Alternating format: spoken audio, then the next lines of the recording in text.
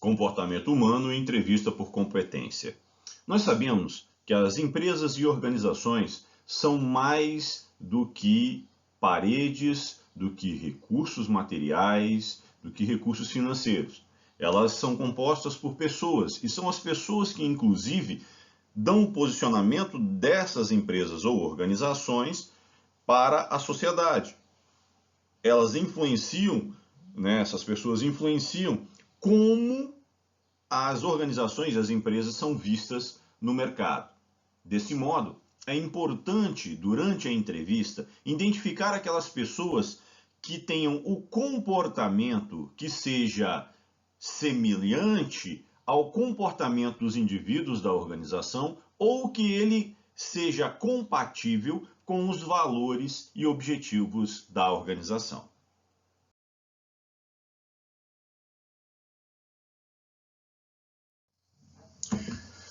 E para explicar um pouquinho melhor sobre o comportamento, nós vamos recorrer ao livro do Pierre Weil, que fala sobre o comportamento humano, que é O Corpo Fala. Segundo o autor, ele diz que nós damos muitos sinais sem precisar falar, que o nosso corpo ele indica o que está sentindo, o que nós somos, o que estamos pensando, as nossas intenções, muito antes de nós falarmos a respeito. E isso já vem sendo estudado, já vem sendo falado há muitos e muitos anos. A exemplo disso, nós temos a esfinge assíria de Khoshabat, chamada Querub, que ela mostra toda essa representação psicológica por meio de estruturas da própria esfinge. Exemplo, nós temos aqui o boi no abdômen, que representa a vida instintiva, o leão no tórax, que representa a vida emocional, a águia na cabeça, que representa a questão mental, o equilíbrio, o domínio da mente sobre o corpo. E, enfim, o homem é o conjunto e consciência é o domínio de todos os inconscientes ali representados na esfinge.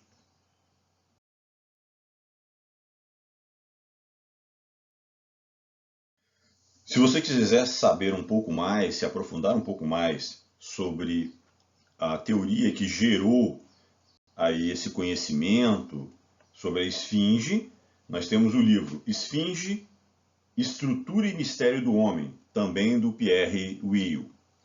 Bom, nós não somos somente boi, nós não somos somente águia, nós não somos somente leão, né? Mas em que momento esses elementos irão responder com mais intensidade em você?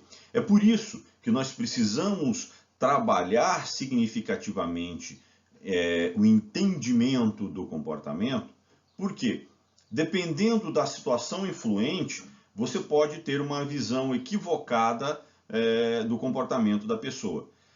Vamos a uma questão importante. Nunca marque uma entrevista muito próxima ao horário do almoço, que você estende aí o horário do almoço e a pessoa pode ter vindo muito cedo, pegado ônibus, não tem tomado, pode não ter tido tomado o café da manhã decentemente, a alimentação está deficitária naquele momento por ter saído muito cedo. Então isso pode trazer aí um comportamento bem diferente daquele comportamento padrão em situações normais de trabalho. E pode não ser interessante para você notar uma ansiedade, notar um comportamento diferente que pode ser associado a outras coisas extremamente diferentes que não são questões influentes no dia a dia. Ou também, dependendo da profundidade do conhecimento que você tem e do tipo de trabalho a ser desenvolvido, você também conseguirá identificar o comportamento do indivíduo sob pressão ou sob a privação de alguma necessidade, como ele deve se comportar a respeito. Imagine o seguinte, com relação a médicos, paramédicos, pessoas que estão lidando com urgência e emergência, essas pessoas têm uma resistência, devem ter uma resistência muito grande à privação das suas necessidades. Privação do sono, privação da alimentação, a privação do descanso. E essas pessoas não podem, de forma alguma, se desequilibrar, porque elas podem trazer a óbito ou dar um prejuízo muito grande para a saúde, para a vida de alguém. Desse modo, quando nós estamos numa situação em que se identifica a privação de uma necessidade no meio da entrevista, naquele momento, você vai avaliar se essa pessoa sabe lidar bem com essas questões. E de regra, de uma forma geral, você não tem muito problema com isso em funções como um atendente de loja, né, ou até como um diretor de empresa. Você não vai ter muito problema. Você não pode levar isso a cabo. Mas, com pessoas que vão lidar com essas questões de urgência, de salvamento, né, questões críticas que dependem de muita atenção, um operador de guindaste, por exemplo. É por isso que nós avaliamos o comportamento do indivíduo para que não se tenha problemas posteriores à contratação. Vale lembrar que a maior parte das demissões não estão ligadas ao conhecimento técnico das pessoas. Está ligada diretamente às questões, a maioria, às questões de comportamento. Ou seja, você contrata o indivíduo porque ele é bom tecnicamente e demite por questões éticas, morais, por questões humanas, questões de tratamento das pessoas, né, de respeito, enfim, por uma infinidade de coisas ligadas ao comportamento humano.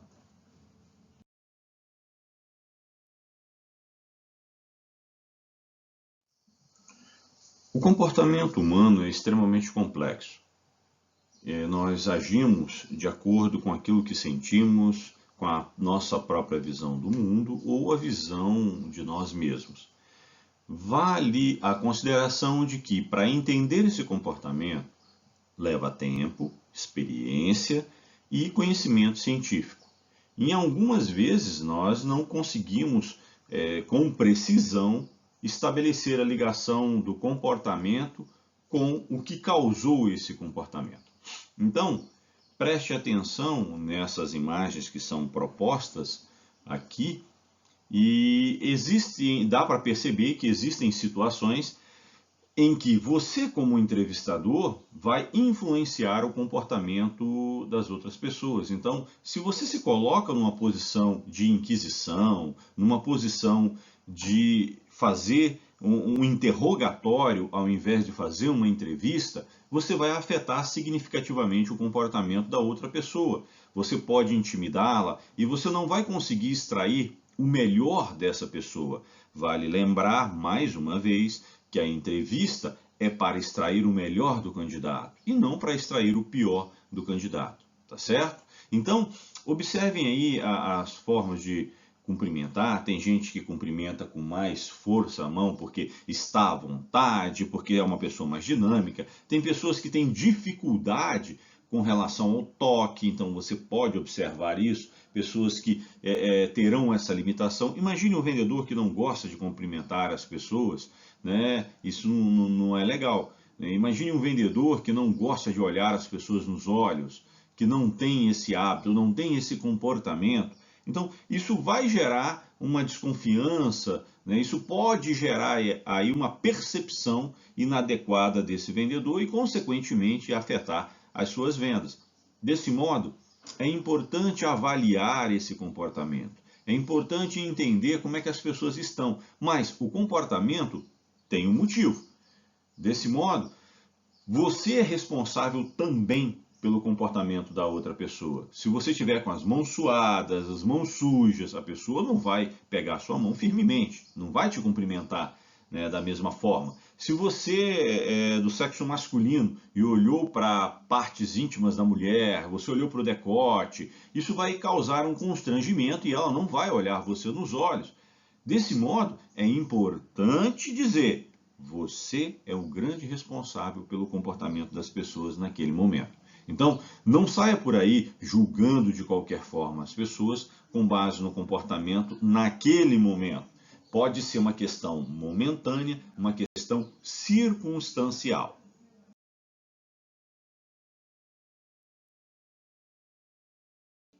Aqui nós temos o caso de uma imagem que representa, né, dois casais numa festa, e é muito interessante como os movimentos sutis eles podem demonstrar como as pessoas estão se sentindo, como elas são.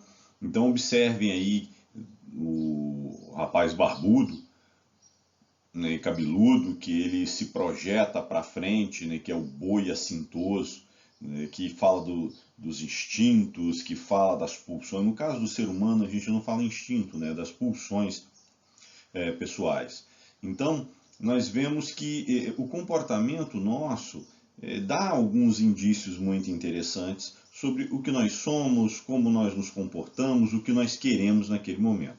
Eu não vou me aprofundar muito nessas questões aqui, porque nós trabalhamos gestão de pessoas e não vamos trabalhar especificamente o comportamento humano, deixa isso para especialistas nessa área e que vão se aprofundar cientificamente nessas questões. O que eu quero deixar claro é que, na entrevista, questões muito sutis podem aparecer e que serão extremamente importantes para avaliar o candidato. Um exemplo interessante que eu já tive em entrevistas específicas, eu estava entrevistando o caminhoneiro. Então o rapaz ele estava com um comportamento um pouco ansioso e ele mantinha as mãos sempre fechadas, as mãos, né, uma por sobre a outra. Então isso até a princípio não quer dizer muita coisa, mas tem que dar atenção a isso. E ele não deixava expor as palmas das mãos, e realmente aquilo me incomodou naquele momento. E como já havia trabalhado antes com outros tipos de comportamento, né, identificando comportamentos específicos dentro da polícia e dentro da Força Aérea, me veio à cabeça a questão do uso de drogas, né? Então isso me preocupou um pouco. É claro que você, né, vai passando pelo psicólogo, né, você vai encontrar mais coisas que poderia evidenciar essa questão. E agora nós temos os testes, né, para identificar isso no sangue.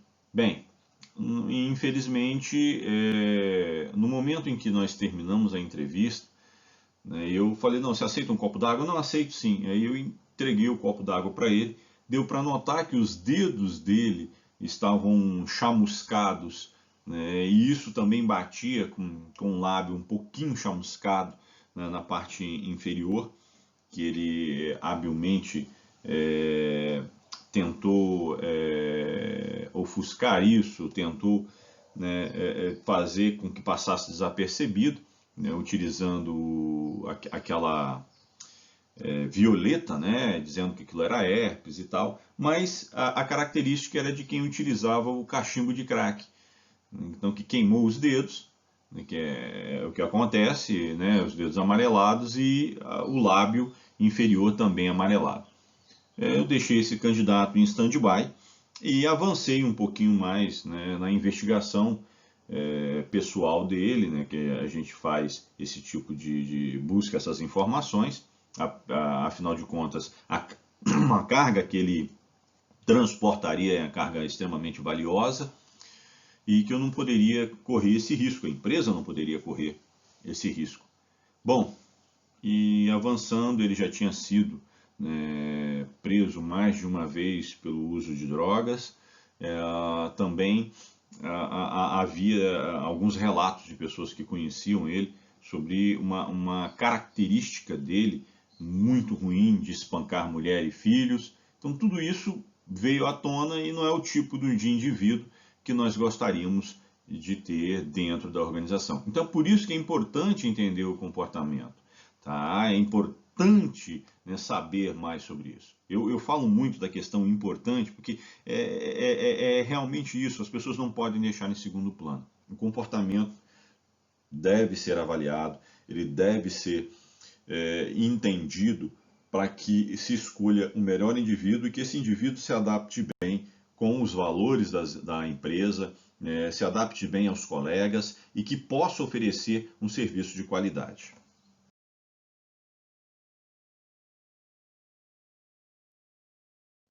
Em comportamento, nem tudo é o que parece. Aqui nós vemos uma senhora com um sorriso no rosto, entregando uma fatia generosa de bolo a um rapaz que nega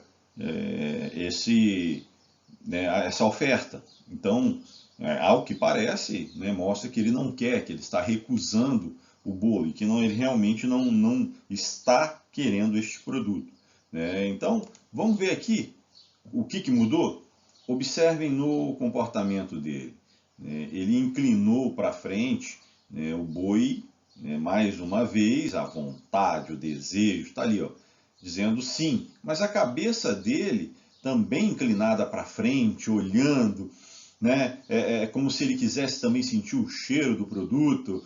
Né? Então isso é extremamente interessante, né, falar sobre isso. Ele está dizendo não, né, com as mãos, porque ele está de dieta, talvez por vergonha, por sentir desconfortável nessa situação, mas ele diz sim, com a inclinação da cabeça, ele diz sim quando ele projeta, né, o barrigão para frente, dizendo, não, eu estou querendo consumir esse bolo. Olha só, nem tudo é o que parece quando se trata do comportamento humano.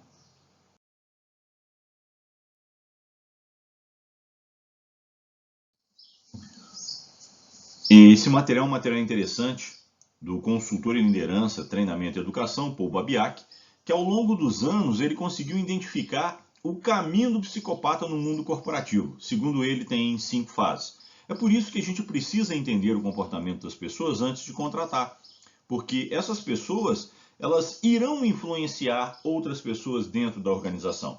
Isso pode trazer um retorno extremamente positivo, como pode até destruir toda a organização. Então vamos lá. A primeira fase é a fase da contratação. Segundo Babiak, o psicopata ele tem uma capacidade de contar lorota, seduzir, né? Então ele não se emociona muito fácil, então ele não vai se mostrar ansioso durante a entrevista. Então esse nervosismo que nós temos, que pode ser avaliado de forma inadequada, ele não tem. Então o psicopata vai facilmente passar por essa fase. Segunda fase, aclimatação. Agora o psicopata tenta descobrir quais são as pessoas mais importantes da empresa. Seu objetivo é ficar íntimo delas para influenciá-las em decisões que o beneficiem. Eles conseguem convidar para o churrasquinho. Eu conheço um caso muito específico que o indivíduo se mudou para o prédio em que morava o filho do dono. E ele passou a influenciar a vida dessas pessoas de uma forma significativa, que ele se mantém na empresa por vários anos, destrói equipes, mas nunca se enxerga que ele é o problema dentro da organização. Manipulação. Começa o joguinho. Ele faz fofocas sobre os potenciais concorrentes a uma promoção, joga informações falsas na rádio peão. Quanto maior o caos, mais ele se sente em casa. Ele é do tipo que procura coisas pessoais para jogar no ventilador. Então, né, os relacionamentos fora da empresa, o passado das pessoas, ele tenta prescrutar isso para minar as pessoas dentro da organização, os potenciais concorrentes. 4. A confrontação. O psicopata começa a tirar a máscara, pois ele precisa livrar-se dos que usou para avançar na empresa. O colega que foi confidente e cúmplice passa a ser humilhado e ameaçado. O psicopata normalmente conta uma desventura da sua vida, né, conta uma situação difícil que passou, ou de algo que se recuperou. Eu sou ex-usuário de droga, ex-isso, aquilo. Mas mentira, ele não passou por isso. Para que você conte uma desventura sua. E ele vai usar isso com certeza contra você. E quinto, promoção. Depois de muito mexer as peças de um xadrez perverso, o psicopata avança dentro da empresa, conquistando um posto de maior poder e deixando um rastro de destruição atrás de si. Pronto, o estrago está feito. E, por incrível que pareça, esses indivíduos conseguem migrar de empresa para empresa. Eles criam um problema, quando veem que o problema está muito forte, eles mudam de empresa ainda e ainda conseguem se promover dizendo, olha, eu saí e a empresa teve dificuldades, mas eles que criaram essas dificuldades. Normalmente se aproveitam ou se apoderam do conhecimento de terceiros, se apropriam do conhecimento de terceiros, não produzem nada e tomam o crédito por isso.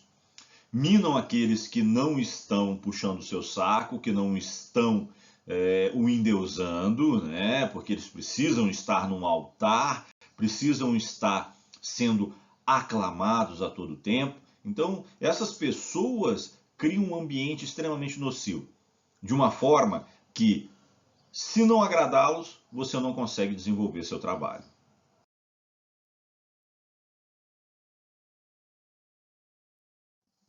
Agora, para descontrair, uma charge muito interessante, mas que representa a relação dentro de empresas não profissionalizadas, em que há uma sugestão muito forte, uma pressão muito forte, para que membros não especializados assumam cargos importantes dentro da organização. Ainda bem que este pai aqui, ele estava preparado para a questão e quando a filha pede para colocar o marido dela no lugar do sócio que acaba de falecer, né? E ele diz que conversa com o pessoal da funerária, por mim, tá tudo bem.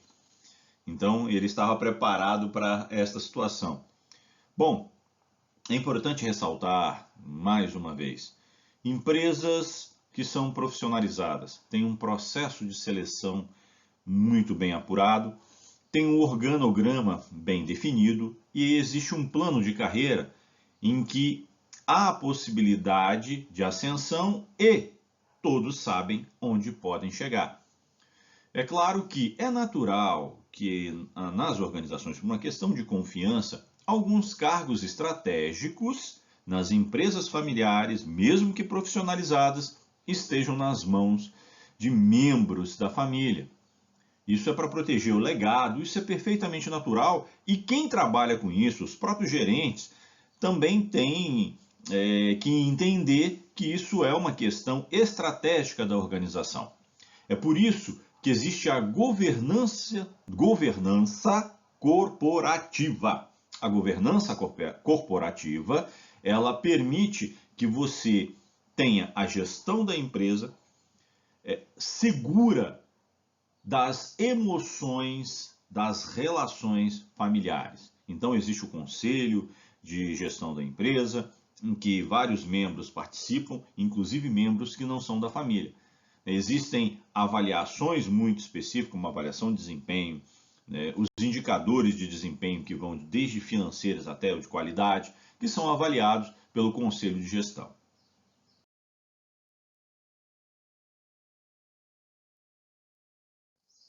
Preparação da entrevista. Vamos aos passos que eu preparei para vocês aqui. Primeiro, vá para um ambiente neutro, sem interrupções ou distrações.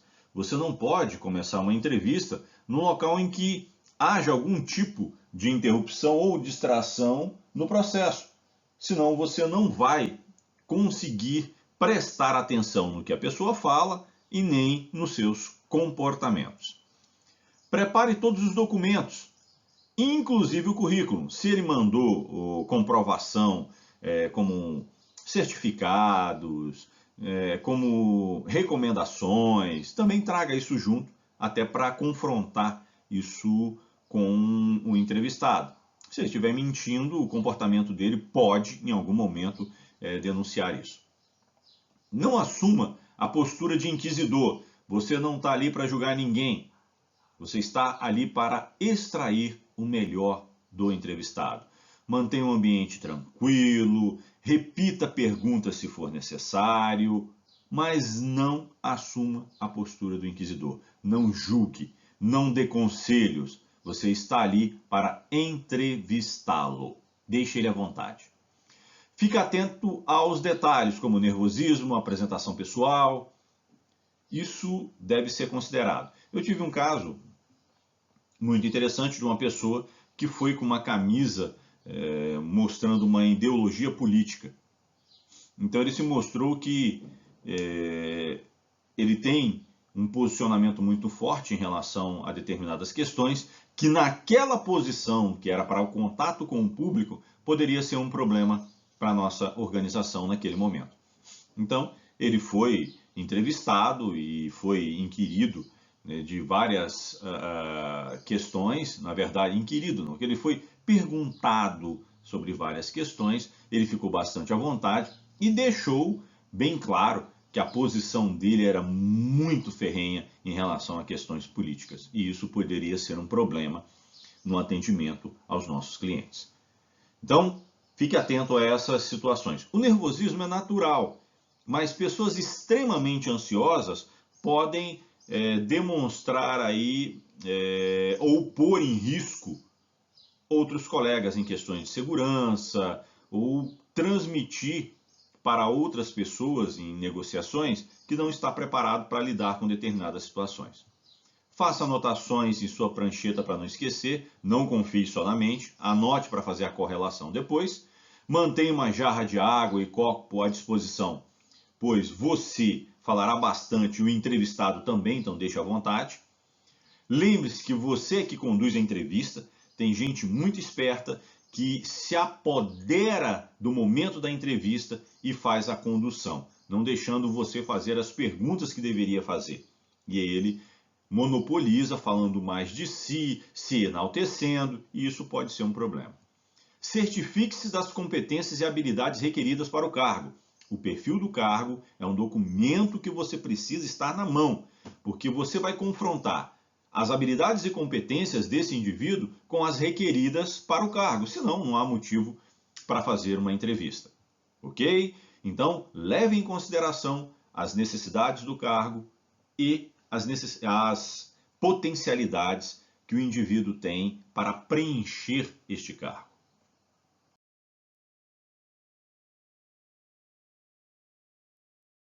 A entrevista comportamental permitirá ao entrevistador coletar dados sobre as habilidades críticas que assegurarão que a pessoa possui exatamente os atributos ou as competências exigidas pelo cargo. Quanto mais claro for o entrevistador, mais fácil será para o entrevistado construir a resposta. E, consequentemente, vai ser mais fácil para o entrevistador entender essa resposta e saber se ele é compatível com o cargo ou não. Há outras questões a serem consideradas, como encaixar o indivíduo na equipe, ou também entender se o indivíduo espelha ou ele representa bem os valores da empresa ou organização que está contratando.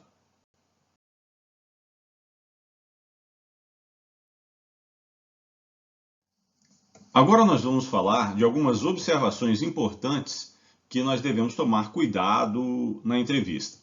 Consulte sobre o fato de ser fumante ou não. Algumas atividades não são compatíveis com colaboradores fumantes, em função do próprio risco e em função também de colocar em risco a saúde dos colegas de trabalho. Então isso deve ser considerado. Vale lembrar também que os fumantes são menos produtivos. Eles param um tempo para fumar, né, e isso prejudica o trabalho, a produtividade. Isso sem contar que é um potencial, uma pessoa com potencial risco de adoecer em decorrência do vício do cigarro. Consulte sobre restrições religiosas. Isso aqui, gente, não é para você discriminar as pessoas em função de religião. É para entender como essas pessoas podem se encaixar perfeitamente dentro da equipe e não haver também desconfortos. há umas questões muito importantes que devem ser levadas em consideração com relação a restrições em que a pessoa não pode comer determinada carne, não pode comer carne de porco, então isso no refeitório deve ser levado em consideração, você não vai servir isso para a pessoa. A questão também de não se comemorar o aniversário, então não se vai fazer aquela festinha surpresa, não vai colocar lá no mural, né, com coraçõezinhos ou balõezinhos, o dia do aniversário daquele colaborador. E também a questão de uso de calça, né, existem religiões que proíbem as mulheres de utilizar calça, né, só podem utilizar saia. Então isso deve ser levado em consideração para não gerar constrangimento. Se pode se usar, não vai gerar nenhum problema de segurança, não vai dificultar o trabalho a própria mulher utilizar uma saia, leve isso em consideração, respeite essa questão e você terá aí um colaborador muito eficiente e satisfeito com o trabalho. Consulte sobre restrições alimentares e alergias, isso é fundamental, porque as pessoas no dia a dia podem ter sérios problemas por causa de restrições alimentares e por causa de alergias muito específicas. E saber disso ajuda, você pode colocar no crachá do indivíduo e evitar que haja aí um problema maior.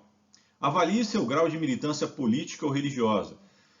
Pessoas que são militantes ferrenhos geralmente não deixam espaço para o diálogo, não deixam espaço para um relacionamento mais suave, só vale aquilo que pensam, o que defendem, o que acreditam. Então, isso pode ser um problema. Avalie isso para ver se isso pode criar um problema maior dentro da sua organização. Avalie o fato de possuir tatuagens aparentes. Mais uma vez, não é para discriminar. Eu particularmente acho que uma tatuagem não define exatamente quem a pessoa é. Muito embora, dependendo do público em que você vai atender, pode haver um distanciamento ou pode haver até uma dificuldade de relacionamento com esse colaborador. Então avalie isso. Essas tatuagens também, elas refletem alguma questão de vida da pessoa, como ela vê determinadas situações. Algumas tatuagens também que, se ficarem aparentes, podem causar um desconforto. Recentemente, eu vi um indivíduo com uma tatuagem no braço que era justamente de um palhaço, e entre o senso comum, tatuagem de palhaço é feita por criminosos que matam policiais. Então, não fica legal esse tipo de coisa associado à sua empresa. Avalie também as habilidades do indivíduo. Então, dessa forma, você precisa aplicar testes práticos. Se ele fala que ele é muito bom no Excel, que ele é muito bom no Word, se ele sabe utilizar HP12C, então é bom aplicar testes práticos para saber se realmente aquilo que está no currículo, aquilo que ele afirmou, realmente é a realidade. Quando notar que o candidato enrola, interrompa a entrevista. Isso mesmo, existem candidatos que vão enrolar, que vão se apoderar do momento da entrevista e vão liderar.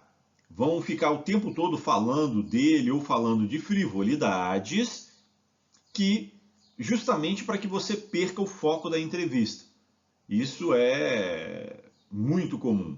É mais comum do que a gente imagina. Então, interrompa a entrevista, para um pouquinho, né, pede para ele aguardar um pouco, vai lá, toma uma água, um café, volta, reinicia a entrevista, para que não caia nessa estratégia de enrolar, de tirar o foco do seu momento de entrevistador. Quando houver dúvida, reformule as perguntas. Dúvida para o candidato e dúvida para você. Se você acha que ele não respondeu da forma que você esperava, reformule a pergunta. Pergunte novamente. Troque em miúdos, mas não fique com dúvida. E não deixe também o candidato a ver navios, não deixe o candidato inseguro para responder às suas perguntas.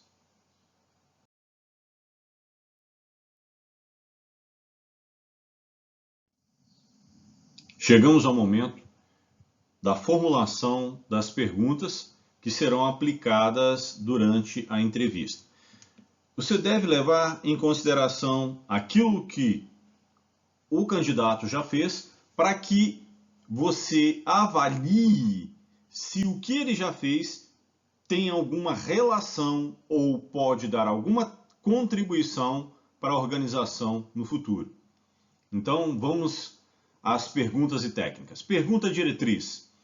Por favor, fale sobre os resultados mais relevantes em seus últimos empregos e a sua participação em relação a eles. Aqui, você identifica os resultados mais importantes obtidos pelo candidato e vai comparar os indicadores de resultado da descrição da função a qual o candidato está concorrendo. Ou seja, se ele fala que ele reduziu o absenteísmo, que ele aumentou a quantidade de vendas ou a lucratividade da empresa, é isso que você está procurando? Então, pede para ele descrever, porque aí ele vai falar um pouquinho sobre quais técnicas que ele aplicou, sobre o quanto que ele contribuiu para que isso efetivamente acontecesse. Porque tem gente que fala que contribuiu, mas na verdade não. Ele era um agente passivo nesse contexto. Ele somente participava deste momento em que houve um crescimento de vendas ou que houve alguma mudança significativa na empresa, e não que ele tenha impulsionado essas mudanças ou esses ganhos.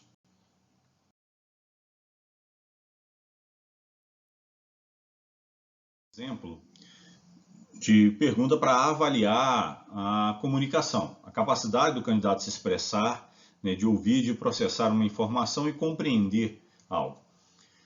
Cite os caminhos para manter um bom fluxo de informações. É claro que você pode modelar as perguntas de acordo com o nível do candidato. Se você vai entrevistar alguém para a diretoria, alguém para a gerência, é diferente de entrevistar alguém para a operação. Para pessoas de operação, você vai perguntar o básico ligado àquelas operações que estão ali. Você vai se limitar, na verdade, a entender se ele tem as habilidades necessárias para tocar aquela operação específica. Então, não há um aprimoramento maior, não há necessidade de se ir mais a fundo. Na verdade, é importante fazer uma avaliação psicológica depois da entrevista para saber se o candidato ele é consistente, se ele mantém o ritmo de trabalho, de produtividade, e isso você vai conseguir por meio de testes psicológicos muito específicos. Então, lembre-se, ajuste a pergunta ao candidato. Não utilize um linguajar rebuscado para candidatos que não têm condição. Isso não vai ajudar muito. Ou utilize um linguajar simplório demais, e você vai aviltar o candidato que tem aí um conhecimento maior, que pode demonstrar aí para você onde ele pode chegar, o quanto que ele pode contribuir para a sua organização. Desse modo, vocês têm no material didático uma série de perguntas que podem ser utilizadas, que servem de base, e que vocês podem atualizar, que vocês podem melhorar, que vocês podem complementar para fazer uma entrevista por competência muito significativa e que vai ajudar realmente a empresa a selecionar os melhores candidatos.